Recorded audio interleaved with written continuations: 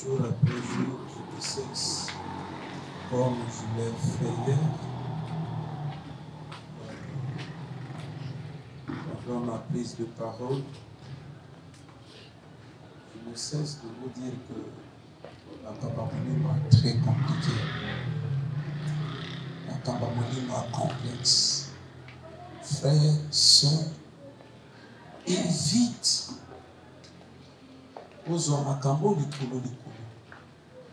Ne commettez pas cette erreur. Parce que cela il va de ton propre intérêt, de t'affranchir.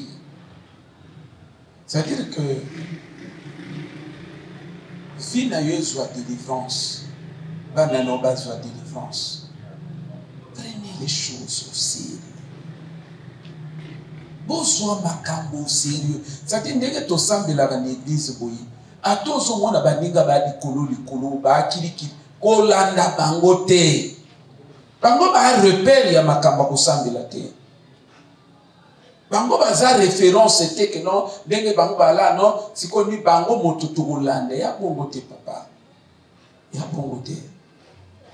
Donc aujourd'hui nous allons certainement beaucoup prier. Chaque jour, je passe mon temps à vous exhorter, à vous conscientiser. Et je crois qu'aujourd'hui, il ne sera pas ainsi. Aujourd'hui, par la grâce de Dieu, nous allons plus passer du temps dans la prière. C'est pourquoi je vous invite rapidement à prendre vos Bibles dans le livre de Malachie, chapitre 2, verset 3. Malachie 2, 3. Bible lobby. Voici, je détruirai vos semences et je vous jetterai des excréments au visage. Parti où ils ont intéressé biso, ils ont parti, je vous jetterai des excréments au visage. Cela étant, thème d'ambition est allé, l'envoûtement de la main sèche. Jusqu'à la fin du programme, je vais tourner autour de ce thème. Alors, qu'est-ce que je vais dire, j'aimerais dire d'entrée de jeu. La ligne de comment on va comprendre. Vous savez, dans l'église, il y a une maladie moko na kati na ba chrétien. Bato bazo yoka. Mais ils ne font pas un effort de réaliser. C'est ça la triste réalité qui caractérise l'église actuelle. Et c'est cela qui est à la base des phénomènes du genre tant que moto a eu problème à la kimokambi. Vous comprenez tout de suite que à l'église, il ne comprenait pas. Il ne réalisait pas, il ne prenait pas, il ne mesurait pas le sens des enseignements qui lui étaient donnés à l'église. Frères et sœurs, l'envoûtement, c'est une réalité.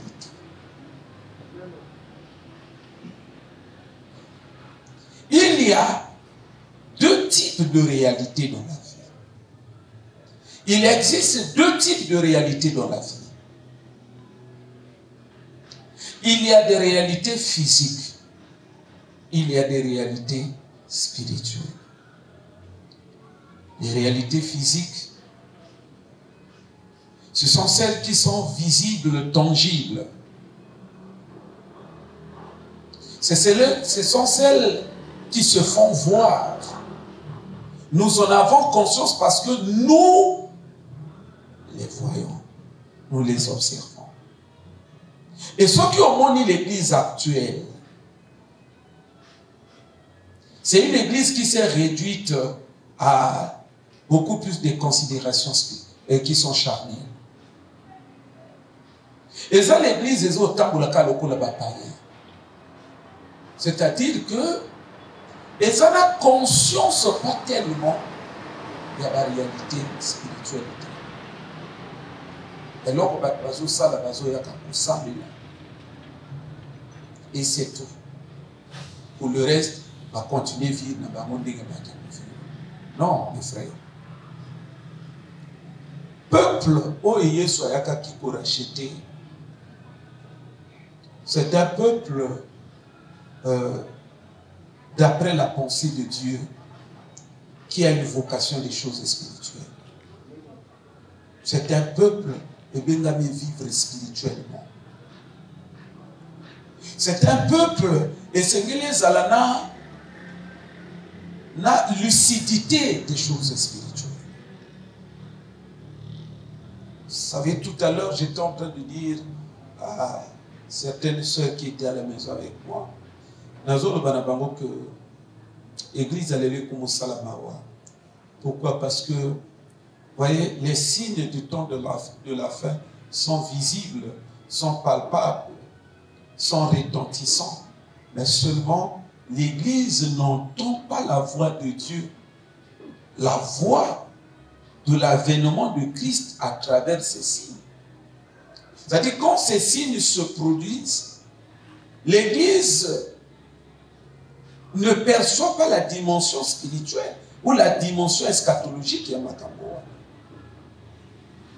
C'est regrettable.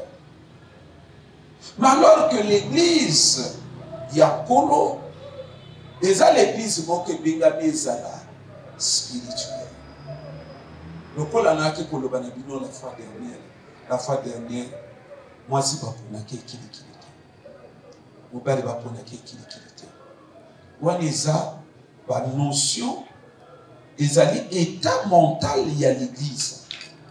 Mais le païen, lui, il considère l'apparence. Lui, il voit, il se contente du physique. Mais l'église devrait normalement aller au-delà du physique parce que l'église a une ouverture vers les choses spirituelles.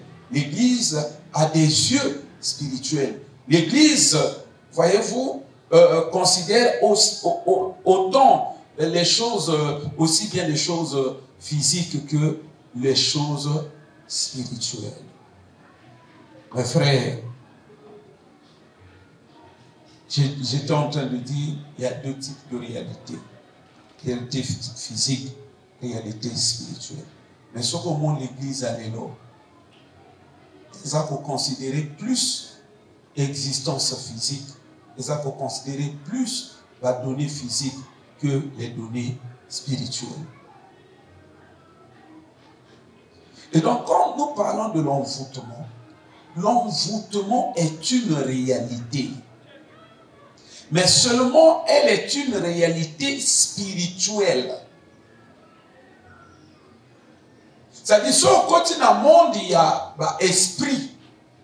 Au comment que l'envoûtement, ça existe, elle est manifeste. L'envoûtement, c'est une réalité église. Beaucoup de gens sont en train de souffrir. C'est à cause de l'envoûtement. Tu es malheureux. La cause, ça sera l'envoûtement.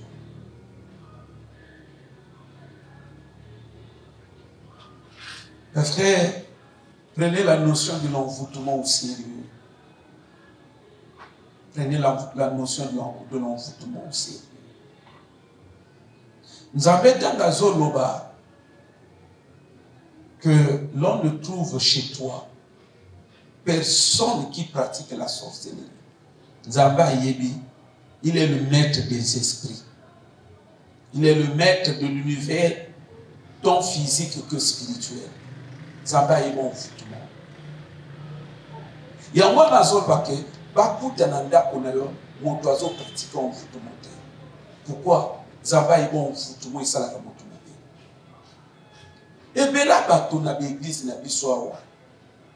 Même si cela peut faire l'objet des débats, c'est parce que les gens sont aveugles. Paul a demandé à poser la question en Galate, qui vous a envoûté? Bateau bien na l'église na bisoa va s'envoûter. Mais la conscience n'est pas envoûté. Bateau bien va s'envoûter. Et puis l'envoûtement, mes frères, tenez-vous tranquille. L'envoûtement a beaucoup de dimensions. Envoûtement, il y a des dimensions élevées. Et alors, envoûtement, on se dit à l'okiote. Moto à l'okiote, mon envoûté. Et alors, envoûtement, on se dit à l'okiote. De moi, l'okiote, yo, mon colonzo tomi loki. C'est là où vous allez voir l'église a une situation encore. Les gens prient, mais la situation est médiocre. Pourquoi? Parce que la spiritualité est complexe. Mais marque Batubazo Soyango. Même, puisqu'on a vu notre salle à l'école, même l'épreuve, il y a la mathématique. Batubazo plus au sérieux que Makamba Moulimo. Parce que quand Batubazo salle à l'examen, Batubazo bossé. Ils prennent les mathématiques au sérieux. Ils sont comme ce qu'on a Makamba Moulimo, Oyali, et à très dense, ou est glissant. Dès qu'on a domaine, tout le monde donne l'impression que à ça commis, tout le monde donne l'impression qu'il maîtrise, tout le monde donne l'impression qu'il est assis dans ce domaine. Papa, à ta bisonabiloto vivre dans semblant, les réalités spirituelles finiront par nous rattraper. Finiront par révéler ce que nous sommes. Ce qui farceur et ce qui sayo. Mais tout le monde mes frères et sœurs, l'envoûtement a une dimension telle que comment tu peux comprendre cela? C'est parce que les données spirituelles sont très vastes. L'envoûtement, c'est une réalité. Mon frère, il faut faire attention à l'envoûtement. Il faut faire attention à l'envoûtement. Ce qui vient à Yomar Kezokedeke, le caca de temps en temps, ou le koyeba, vient à Kezokedenga normal, ou bien dans le ciel envoûtement. Vient à Kezokedenga à volonté dans Zambie. Ou bien zana moto alekela ngana mayele atienga na si envoûtement. Amen. Et c'est quand on dit kotanga bazo parler zamba zo loba na Israël alebi na kozwa ba sel opakola bino ngoni. Nous avons un sel, pas qu'on lui n'a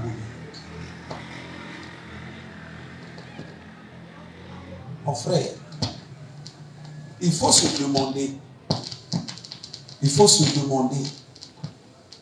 Dieu c'est un être invisible. Dans la zone où il y a un sel, il faut se demander. Il y a un sel physique. À part les bâtiments physiquement libre. Mais ce qu'ils ont physiquement, bâtiments sont pas dans bilongi. Hein? Ce qu'ils ont physiquement, zamba si so pas pour pour ça négli. Aussi mal ça négli. Ce qu'on y a. Mais ce local en zamba zamulimo. Alors bien à pas pour la bino ba senni. Et ils ont la scène physique. Parce que lui n'est pas physique. Ils ont la scène invisible. C'est vrai, vous allez faire référence que non, mais les ciels à la base sont physiques, oui. Mais dans Moya, c'est là où se trouve la magie des données spirituelles. Dans le domaine spirituel, même l'autre va kozwaya ngo, même l'autre tika na ngo physique. Dans le domaine physique, spirituel, bakoba joyo diplôme. Na molimo bakena ngo. Mais physiquement diplôme ils en ils appellent toujours.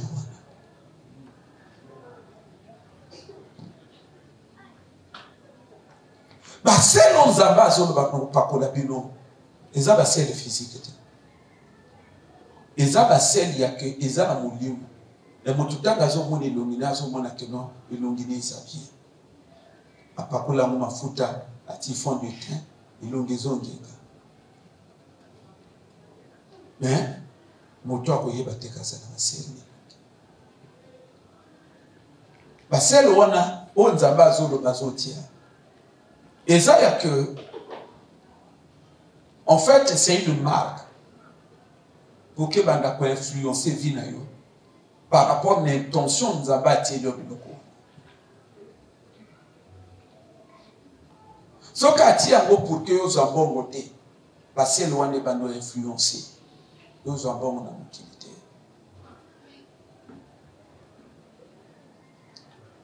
Et par cette référence biblique, nous aimerions tirer des parallèles. Nous aimerions faire un parallélisme. Simplement pour vous dire, et lorsque ceux qui nous avaient aboli, à mesure à Dieu, c'est que dans le monde des ténèbres, où c'est un royaume méchant, c'est que vous savez davantage. Et belé à bateau ma maison sympathie. Ils ont biloko. Anandé ba bibi sa yeluki. Et moko na conscience. Na landa sataniste moko tanga bongoli motema zolo bake. Na monde ya la sorcellerie, il y a 24 miso. Donc à Teka bateau 12 pour qu'elle miso. C'est là où je vous ai toujours, j'ai toujours attiré votre attention. Pas maman, pas papa. Oh, bino bo sambela ka kili kilo pourquoi ba lolo bana batu que non, obenga papa, wana déjà na réanimation. Obenga papa. Donc papa moto ko tinda yo, ozo makambo, ya la vie na yo à la légère. Hein? Donc yo mwana moké. Tango zo mona ba bonderole tandami na ba balabala. Yo kozana conscience c'était que non. Et ana biloko na milimu etelemi na mokili. Ya kesonga pe na pikamité. Na kokende lokola maman yo ake jeune oyo, na kokende lokola mwana moke ake jeune oyo. Parce que conscience wana okozana ngote maman. Ya yufo tambola kili.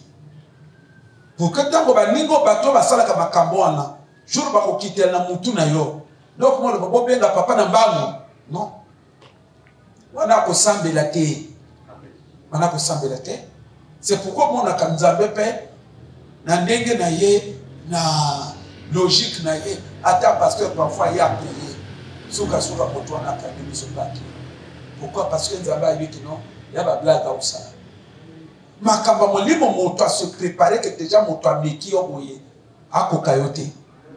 C'est cela le problème.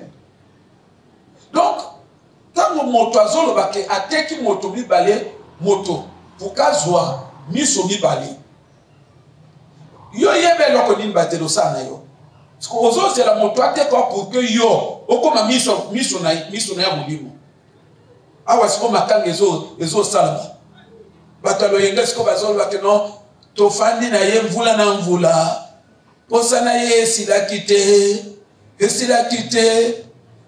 kite zamba bengiye oh Parce que Nzambe moto abengi moto ou bien moto ndokali. Papa ya lobi que tango alaki na monde des esprits. Alobi yé a mona jeune fille mousous azo tambola zana 18 ans. Mais elongyo balatisa ye ya koko ya 73 ans. Alobari ya mona. Ya mona yango alobari ya mona yango. C'est-à-dire na miso bo moto azo mona jeune fille 18 ans, 20 ans. Mais miso ne ya molimo suko azo mona ndenge ba bebisa ye. Oh, mes frères et sœurs, c'est à tort que beaucoup de gens sont en train d'acculer Dieu. Batebele bazo tombaka contre Nzambe bazo lo maloba kili. Na sambela kwa nazo sambela te nazo mona lokote. Papa, yo zo mona lokote pona Nzambe ou bien zo mona lokote pona ba bebisa yo, mais yo moko zo zwa bitumba ya la vie noire la légère. Et là, comment que ça n'a pas passé quand on a eu un témoignage, alors que il y a mon oiseau yaka physiquement, na mutu, mais na molimo basi bakata mutu, mutu ezala kata kana kimu, ah bandeko. Yango tozalaka na bino na l'église wa pasteur azo telema loba azo tindika biso ke non to telema makasi mais moko na moko azo makambala légère pour que quelque temps après abandi ko s'agiter et ba lobima lokola ke non l'église wana na nguya te abosani ki farsi ya zala ki ko sala pasteur azako ko insister que basambel kaboite makambo ya makambo ko mutindo. Mes frères, ce qui sataniste à mon abat mususu ni lungi na ye batia elongi ya koko miaka ke elongi ya koko te ezana batu basubila bango bilongi ezana batu bapakola bango basele ni lungi. Donc dans le domaine de l'envoûtement il y a beaucoup de pratiques ezako sala na bilembo ya dia moto. Nous avons pris cette partie, ce verset, parce que ça fait ressortir un des domaines dont le monde invisible se sert pour atteindre leurs objectifs de nuire à la vie des personnes. Bakoba sali les loki. De comment comprendre. Bakoba sali la omiso. Bakoba sali lo lemo. Bakoba sali la omimo. Dans le bagage de que je dois n'a souffrir na carré. Mais en réalité, il y a une carité. Il y a une document qui a une butu. Après, il y a une lino naye. Ati likola, ati na monoko naye. Après, il y a une shuna bato. Na kindo kina mino naye. Ndé le fait ya zo machoana. Ndé karina ya moye. Keba makabuzo kutana mona butu. Na moye. Izana bato bana sikari. Pourquoi à l'église a synonyme de que non makamunanga vitu na loni makamamolimu te. Soka kibongo Paul a dit que les chrétiens prenaient les armes. Nous avons à lutter. Et ça en réalité quand on monte à côté à l'église n'est si quoi yo moto bitumbezo banda. Amen. Parce que dans le monde yo yebi ba armes spirituelles te o yebi ko manier en côté. C'est dans l'église que toi on doit t'enseigner. Et tu prends conscience qu'il existe les armes spirituelles. C'est dans l'église qu'on vient prendre conscience de ces choses. Mes frères, l'envoûtement, c'est une réalité. Niveau que tu n'as pas idée. L'envoûtement est une réalité. Niveau que tu n'as pas idée. Tu n'as pas idée. Vous savez, dans le parcours de notre ministère, j'ai déjà connu beaucoup de choses. Entretenu beaucoup de gens. Et on a écouté beaucoup de choses. Oyebi ndenge tozana bino na metawa. Soki bazote ozo zwa makambo molimo sérieux te. Kokasa te tange koyinde la yo. Ce qui pasteur a s'investi, n'a changé la solution ailleurs. Au candidaté que vous signez. Pourquoi? Et aussi parce que c'est le même Dieu. Le quoi là yo négligé que ma cabonéa wa. Ce qui koto qui est sindi et comme maintenant le quoi la doctrine. On n'a pas continué bimour jour et possible au changer l'église y est pas ça les sous. Et alors quoi la boko yo kanani na code moko ya mabe. Pour quand son qui sont dans là a tout changer au qui est au salati. Pour que vous soyez conscience que les l'église, les pasteurs, les façon de ça. Seul moko, alobanga loko moko, c'est là où j'ai compris qu'on fout tout le monde. Quand on a basé le bac kofan nandoki, ndako moko te ayebini na soki. Frère a bombi ba salaire na ye na bongo. Ndeko moko azola na ngai. Frère a bombi ba salaire ni na bongo. Bombi ba salaire. Ya kendeni moto parfois bazo futa boye, bazo toucher salaire te, bazo toucher salaire te. Ba salaire ifukani na banque belé. Et pesi bongo belé. Frère père a ça na ngo programme qui bon, quand on a besoin na sala na sala.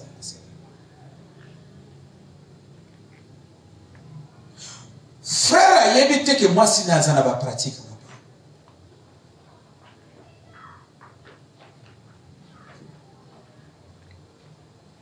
Moi si na yo mona. Alobi que papa butu alelo baninga kindoki ba yo singa na bongo mobali. Ndeko mwa lande loko na lobi. Amen. Alobi baninga kindoki ba yo singa nga bongo mobali na ngai. Alobi pesa bongo mobali. Ye pa pesa ngona monde invisible. Que Bozwa bongo dans l'invisible. Le lendemain, il y a quelques jours au frère Azo qui n'a pas retiré bongo. Obeka yaka okuta bongo tu ekida. Mbongo tu ekida. Frère Akimi pa na.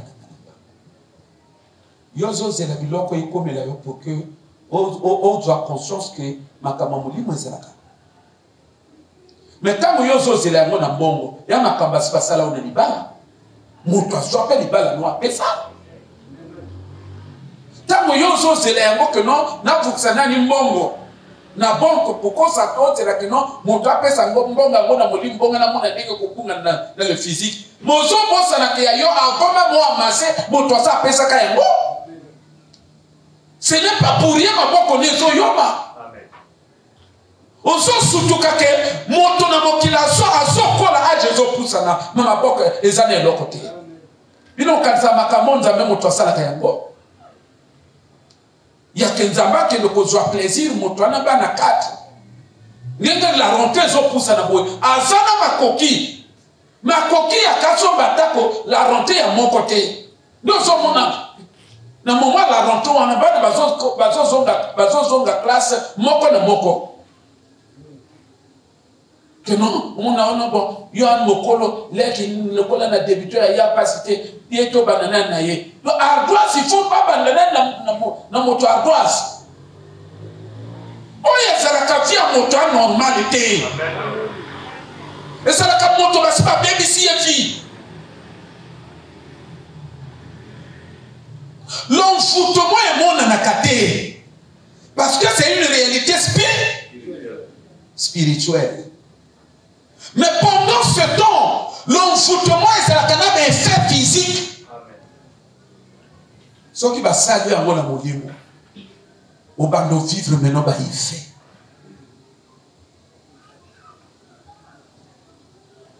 Verset 1 des hôtels, il s'agit que, et l'homme a mon tobacco va bien bisayango. Dans le domaine, il y a l'enfoutement. Mais moi, je voudrais vous dire, il n'y a pas que le visage qui est ciblé dans le domaine spirituel, notamment dans le cadre de l'envoûtement. Même à beaucoup, on peut pas saler la kaya. Frère, La question que j'aimerais te poser. Nini basala o. Ba te bele ba na conscience. Un jour, je sais plus dans quel contexte. Na komona maboko ya sœur na biso moko à l'église a zamba fumulinga imiso. Nazo mona maboko ne ba pakula makala. Maboko ne ba pakula makala noir. L'envoûtement de la message. L'envoûtement que mon toit signe de côté. L'envoûtement que mon tombeau y a dans ma côté. Sécheresse financière nous sous battre belé bazana ngo dans la vie. Il y a que ma boko na yesi makambongo te battre belé bana conscience te. Qui va bébi c'est là. Battre belé bana conscience te qui va subir les maboko. Battre belé bana conscience te. Que ma boko ne va pas coller en mauvais excrément. Battre belé bana conscience te. Na molimo bakangai maboko. Bakangai maboko. Bunga kokaposile. Mon frère va salaire au nini. Pourquoi il y a une vie yo makaka? Pourquoi il y a une vie? Biloko baninga bazo simba yo zo ko simba. Nini le kana na vie na yo? Nini le kana na vie na yo? Tango Bible zo talisa makamona mo l'église zo comporter. Na lobaka na bino na sœur wana ndoki ayo mona ngaya. Atiki parole na ye na sima kotonzi to wanisa. C'est ya kufanya. Ayo mona ngalo binanga papa. Omoni ndeko na ngai wana na bibisa ye vrai. Na bibisa ye lungi. Alobi soki eza na ndenga normal. Kasi ndeko na ngai wana zo sala. Kasi vie na ye eza bien. Mais il y a beaucoup à comprendre. Allez, papa, il y a croire. Mon toit du concours. Concours, il y a l'académie. Baninga tout ba côté académie. Ni kaka yeba refoulé. Na kana yeba pourtant comme moi na liste. Non bon, on va d'abord rester à la maison. Ya yeba te pourquoi bazo zongi sakayi. Alors bien c'est le comment ça. L'envoûtement et mon anakate. Mais ce qui va se passer à lui, au comment on a plus dans la vie. Au moins on a plus dans la circonstance de la vie. C'est de ça que je faisais allusion hier. Ma soeur a conscience d'un côté. Aux hommes, moi, c'est à Zokona. À Zokona. À Jésus, tout ça nous porte. L'église est en train de rêver. C'est les mêmes problèmes, les mêmes personnes qui sont concernées par ce genre de situation. Dans l'heure on a dit, dans l'heure on a dit, dans le sérieux on a dit ça. On va la vie au sérieux. Hein? Et puis, pour terminer, il faut y avoir un envoûtement et un envoûtement, ce qui va saluer en haut. Envoûtement et na comportement na attitude na yetabola kana. Envoûtement et plus na aveuglement. Envoûtement et kana aveuglement. Il y a que dans la zone vraiment kamo. Aveuglement n'est pas l'outil de kayo mona. Au mona makambo est important. Parfois mon toi so porto ba conseil wana. Taba kokende yo baloli ka bomoni asake obando critiquer sur lui. Ya ba tu so comme ça gaya. Oh ni banya mo noko ni. Oh fa de moto para moto. Ya ni. On sentir que on voûtement tabo la kana aveuglement. Ce qui va on fouter yo. Pourquoi on va tabo la kana aveuglement? Parce que tabo ba sala kayango le plus souvent bakanga ngo de tendi là-bas. Donc, éteindre de la on est spirituel pour y avoir le monde à mission. Comme était le monde à mission, c'était le monde qu'on a mis sur la conscience. Et on voit la conscience et nous salater. Mes frères et sœurs, ma boko na yo, ma boko basalanini. Nous sommes en moto musu ma boko basokolo na maye bébé. Parce qu'on a maillé bébé. Il y a que biloko tu as pour simba. il faut écouter kaka. C'est pourquoi on a de ces phénomènes. Mon toi, t'es comme une mort déjà tombe, tu écoutes kaka. Pourquoi? Ma boko na yé. Maman, papa, na lobaki na bino ezana ba maboko. Na ndenge ba sala yango. Na ndenge ba sala yango. Ba limita maboko na yé. Eko simba ka ba 5,000. Eko simba ka ba 5,000, ba 10,000, ba 20,000, ba 30,000. Pourtant mon ton à la vie, a kana ba problème zo senge ba millions. Mais mon toi ça lui on fout tout le monde. À ça de telle sorte que ma boko na yé a limité à mon ba monton boko.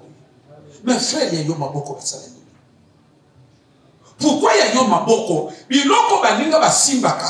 O soki a simbi bo zo sala sengo na motema. Pourquoi yo ma boko simbaka biloko? Pourquoi il y a yo ma boko simbaka biloko wana te? Nana bebisa mo boko.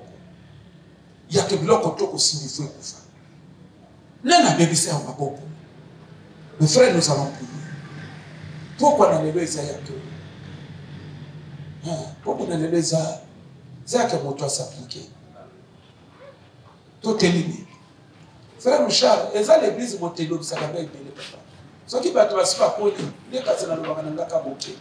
Encore papa. 17h25, prière et comment on va. Les autres bandes ont une intimidation. Parfois, les gens font des choses à faire dans la zone parce qu'il y a des gens assis à ce qu'on a dit. Donc, à ce temps, le problème est aussi que tu as besoin de calculer ma valeur. Donc, à l'unisson, que ne peut pas me l'ensemble. On va permettre que pour qu'on ait le nom, nous allons tous aller sous-conscientiser. Donc, pas mourir la communauté de Christ. Comme ça, Zambé. Alléluia. Nous te rendons gloire, Dieu. Nous te rendons gloire, Dieu. Oro sadikeli barasada. Rondorobo sakandira kapababasuga. Yekete zakara mama sandala rasiki. Waria sharia sukurubu sandi. Zingara mama tunaskota rababasanda. Oh, alléluia. Kumisanzabe, kumisanzabe. Oh, alléluia. Brasa panigas. Brana sapana gonari gede barababa. Alléluia, alléluia, alléluia.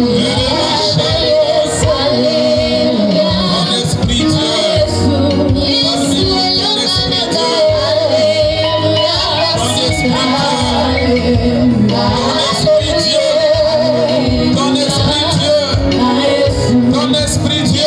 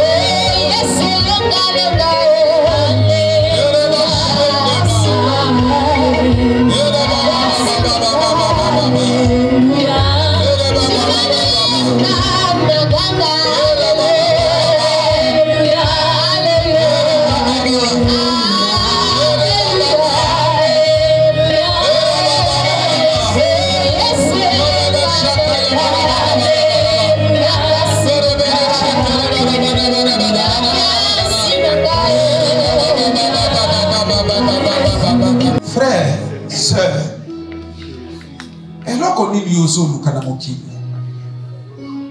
Pour ça na yeza nini? Pour ça na yeza que nenga ba ninga ba siba bémission pour mon vie ne tika la kabombo. Ça dit que c'est l'impression que j'ai. C'est l'impression que beaucoup de gens sont en train de me donner. Parce que quand on yozo ça les formes ont bima na situation en été. Et ça le col aux autres le non? Natika nangaka na vieux. Yake neno zokele laka na mbongo. Na poche na yo na ndako ne loko ezate ezo le belo sur le côté. Te papa. Sala ba prière. Poto zawa na sala ba prière. Au moins que avantage aux années en lelo. Les autres aux banda prière na l'heure, aux banda na temps. Et ça pour que yo puisse s'appliquer belé. Amen.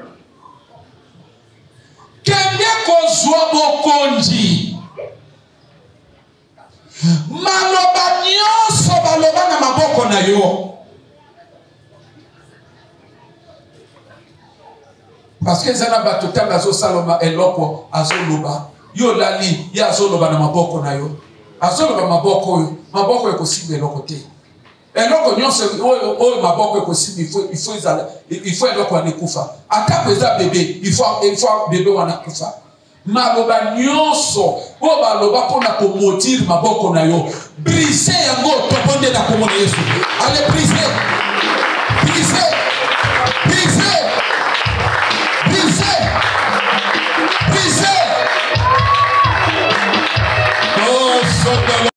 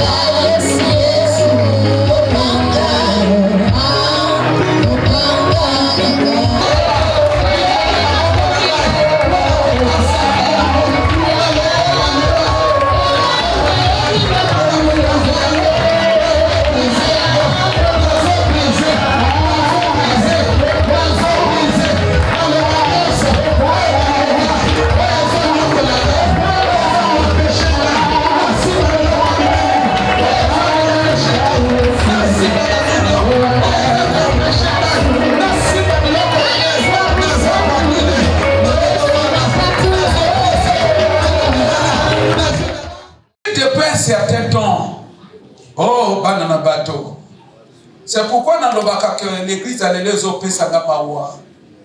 L'église a les oh Seigneur, que Dieu nous aide. Depuis tu as dit programme.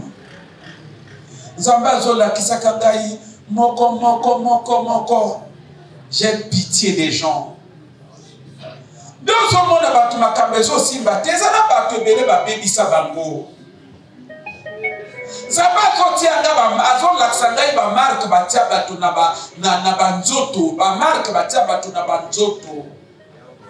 Oye za ko définir za ko déterminer avenir ya bato.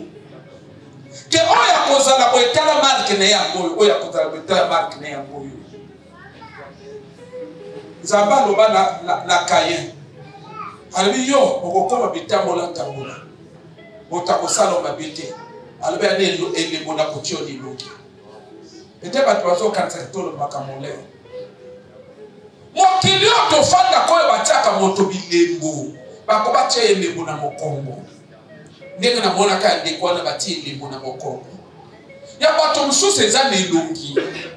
ndenge na monaki a sœur oyo batisi ko awa na likolo awa bandeko osakana mokila monene te osakana bitumba mokili te nozomona yo ozobunda na la vie me makambo ozokonstate ke makambo ezosimba te pourquoi eza na eloko bati na vie na yo kashe babeti balobendo bamalheur soit mokondi bondela beta maboko marque nyonso kashe nyonso diabolique sorcellerie batiala na maboko pour que mbonge kiba yo yoka omoni ba makambo biso to nazoloba bato bele baza kosali fort ya comprendre tala oyebi jour yoko comprendre gravité profondeur ya makambo nga nalobaka manière na koplier ko changer soko ozwi n'importe quel billet ya mbongo otiboye okomona ke mbongo azalaka toujours na image mbongo eloko ya nzoto te mbongo l'argent spirituel amen omoni bilemo wana ekoyoka na bilemo o batio na maboko yake yango bilemo batio na maboko ezo contact na mbongo ezo kimisaka mbongo diable aza joba te ayebe lokati na mbongo ayebe loka patio na maboko pour que maboko na mbongo esimba te soit mokondi marque nyonso batia na maboko pour que mbongo ekima bonde la pete maboko bate yango ko bonde na kombo na Yesu bonde la ele bonde atia na mbongo na maboko kende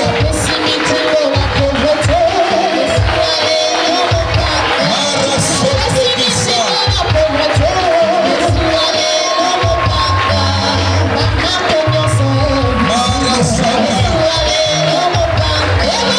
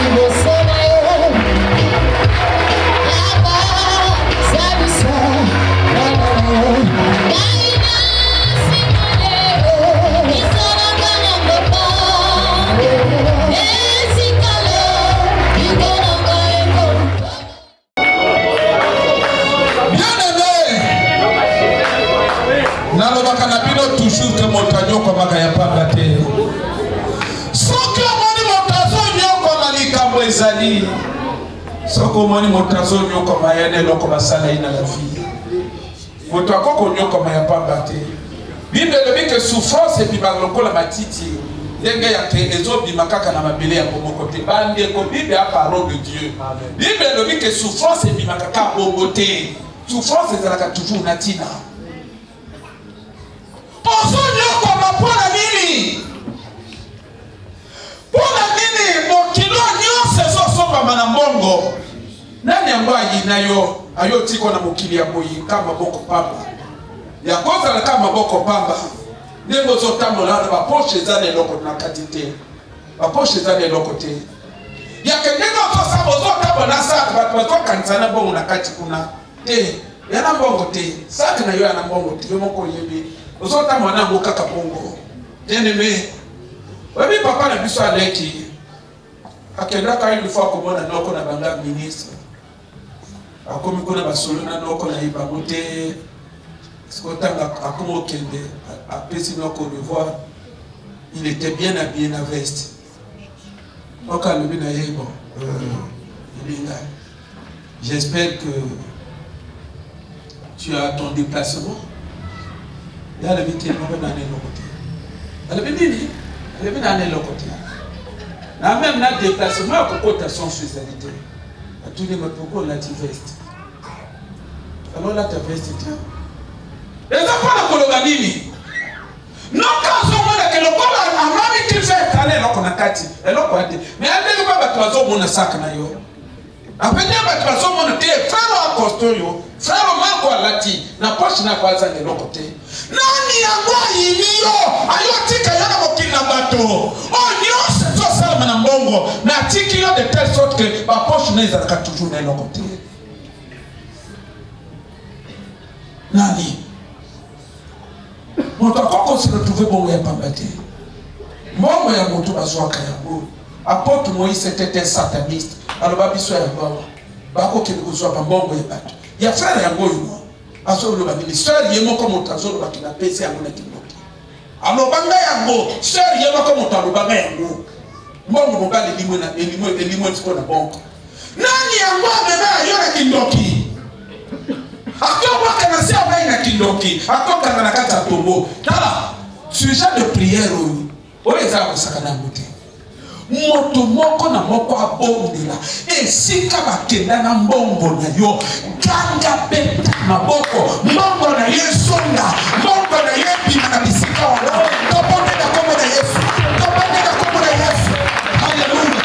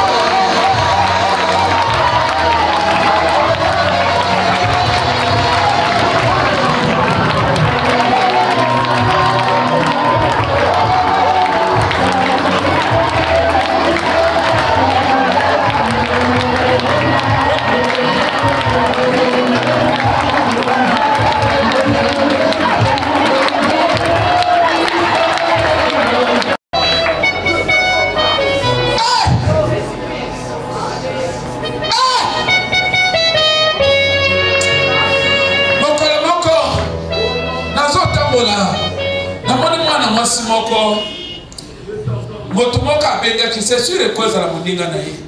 Parce que sur le téléphone, ako parler na ye, no etali certainement motamobali. J'imagine que c'était certainement son ancien copain. Azo parler na ye, na sorte que azo senga ya nimi sa copain de wana. Aloba. Tanga sisi moninga na lobi na ya lobi te. Makambo zo loba wana, ngako na nimi se intérêt. D'ailleurs. Oh yazo kuta na ngo wana na nyamoke. Entela akotonga culotte na Brazzaville. Nani yango? Nantela na ba pratique na ye.